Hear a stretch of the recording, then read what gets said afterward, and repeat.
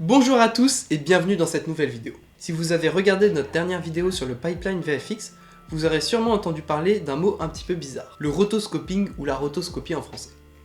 Mais qu'est-ce que c'est? Eh bien à vrai dire c'est un peu le b.a-ba des effets visuels. On en retrouve même dans les effets les plus simples. Mais avant de servir aux effets visuels, c'est d'abord une technique d'animation créée à la fin du 19e siècle par Dave et Max Fleischer, deux pionniers dans ce secteur. Cette technique consiste à relever les contours d'une forme d'une prise de vue réelle, image par image, afin d'en retranscrire les mouvements et la forme dans un film d'animation. Pour cela, la prise de vue réelle était projetée sur une tablette en verre où le graphiste pouvait tracer les contours de la forme. Alors vous vous doutez bien que si on a conservé le terme plus tard dans le domaine des VFX, c'est que l'idée reste plus ou moins la même.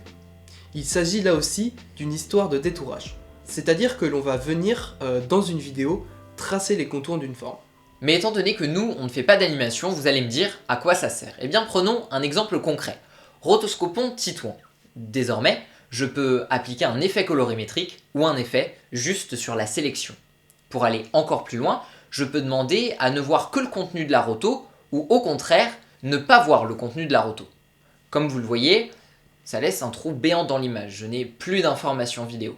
Alors si j'ai été prévoyant lors de mon tournage et que j'ai fait une photo de ce décor sans nous à l'intérieur, c'est ce qu'on va appeler une clean plate, eh bien je peux superposer ce calque à notre vidéo pour venir combler ce trou.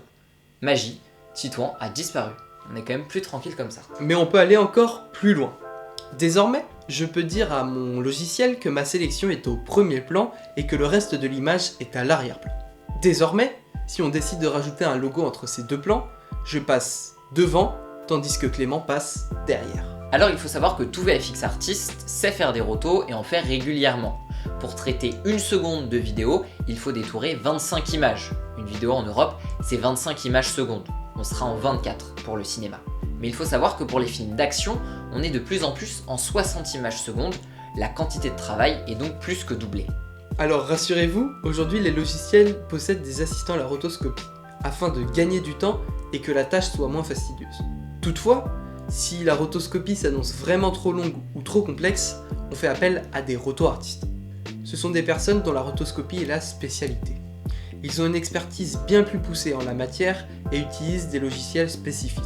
Ils s'occupent de détourer des éléments très complexes, comme par exemple les cheveux au vent. Merci d'avoir suivi cette vidéo, vous êtes désormais incollable sur la roto, n'hésitez pas à liker cette vidéo et vous abonner.